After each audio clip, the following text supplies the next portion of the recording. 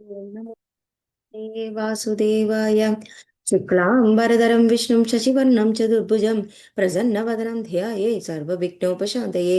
गुरवे सर्वलोकानां विषजे भवरोगिणां निधये सर्वविद्यानां दक्षिणामूर्तये नमः।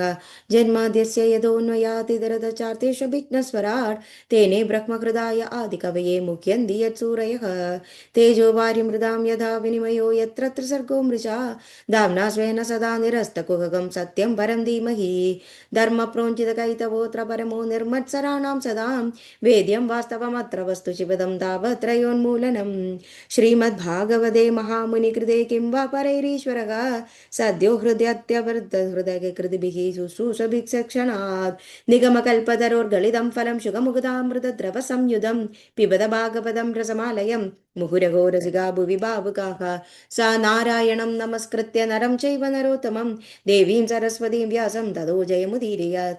जं प्रपठन्तमनुपेतमपेतकृत्यं द्वैपायनो विरहकातर आजुगाव पुत्रेति तन्मयतया तरवोऽभिनेदु तं सर्वभूतहृदयं मुनिमानतोऽस्मि। यस्वानुभावमखिलश्रुतिसारमेकमध्यात्मकं मदितीर्षतां तमोदं संसारिणां करुणयाः पुराणगुह्यं तं व्याससूनुमुपयामि गुरुं मुनीनां मूगं करोति वाचालं पङ्गुन्नखयते गिरिं यत्कृपातमहं वन्दे परमानन्दमाधवं। यं ब्रह्मा वरुणेन्द्र रुद्रमरुतसुन्वन्ति दिव्यै सवैः वेदे साङ्गपदकर्मोपनिषदै गायन्ति यं सामगाः ध्यानावस्थितगद्गदेन मनसा पश्यन्ति यं योगिनो यस्यान्तं न विदुसुर असुरगणा देवाय तस्मै नमः। कोमलं कूजयन् वेणुं श्यामलोऽयं कुमारकः वेदवेद्यं परं ब्रह्म भासतां पुरतो मम भूतेर्महद्भिर्य इमा पुरुषो पुरो विभूतिर्माय शेदे यतमूषु पूरुषः भुङ्क्ते गुणान् षोडश षोडशात्मकः सोऽलङ्कृशिष्ट भगवान् भजांसि मे सच्चिदानन्दरूपाय विश्वोत्पत्त्यादिहेतवे तापत्रय विनाशाय श्रीकृष्णाय वयं नमः। अद एकादशोऽध्यायः ब्राह्मण उवाच अगोविदः कोविदवादवादान् वदस्य दोनादिविदां वरिष्ठः न सूरयोगी व्यवहारमेनं तत्तावमर्शेन दहानं सहामनन्दीं तदैव राजन् उरुगार्हमेध विधानविद्योरुविजृम्भितेषु न वेदवादेषु हि तत्त्ववादः प्रायेण शुद्धो नु चकास्ति साधुः न तस्यस्तत्त्वग्रहणाय साक्षात् वरीयसीरपि वाचसमासन् स्वप्ने निरुक्त्या गृहमेधि सौख्यं न यस्य केयानुमिदं स्वयं स्यात् नावन्मनोरजसा पुरुषस्य सत्त्वेन वा तमसा वानुरुद्धं चेदोभिराकूदिभिरातनोति निरङ्कुशं कुशलं चेदरं वा स वा सदात्मा विषयोपरक्तो गुणप्रवाहो विकृतः षोडशात्मा बिभ्रत्प्रदग्माभिरूपभेदम् अन्तर्बहिष्त्वं च पुरस्तिनोति दुःखं सुखं व्यतिरिक्तं च तीव्रं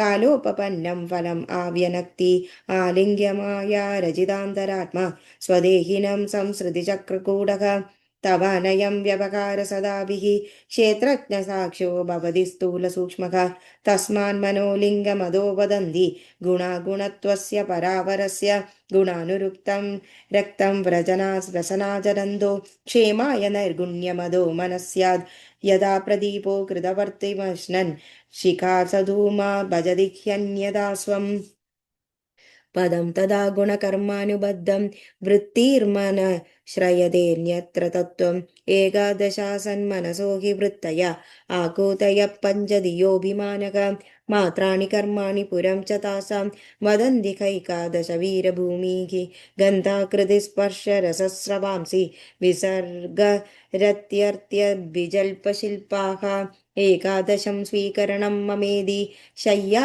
अहं द्वादशम् एक आहुः द्रव्यस्वभावाशयकर्मकाले एकादशामी मनसो विकाराः सहस्रशतशकोटिशश्च क्षेत्रज्ञदो न मिदो न सत्स्युः क्षेत्रज्ञ एदा मनसो विभूतिर्जीवस्य माया रजितस्य नित्याः आविर्हिता क्वापि तिरोहिताश्च शुद्धो विचष्टे ह्यविशुद्धकर्तुः क्षेत्रज्ञ आत्मा पुरुषः पुराणः साक्षात् स्वयं ज्योतिरजः परेशः नारायणो भगवान् वासुदेवः स्वमाययात्मन्यवदीयमानः यदा निलस्तावरजङ्गमानम् आत्मस्वरूपेण निविष्टनिषेद् एव परो भगवान् वासुदेवः क्षेत्रज्ञ आत्मदम् अनुप्रविष्टः न यावदेतां तनुभृन्न नरेन्द्र विधूयमायां वयुनोदयेन विमुक्तसङ्गो जितष्टः सप्तनो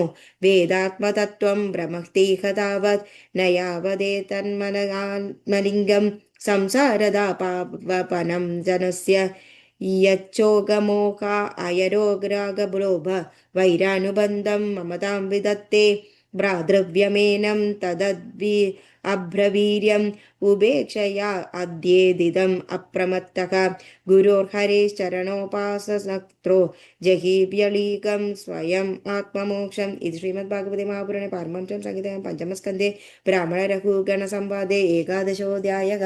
श्रीहरे नमः श्रीहरे नमः। गोपिका जीवनस्मरणं गोविन्द गोविन्द। Thank you.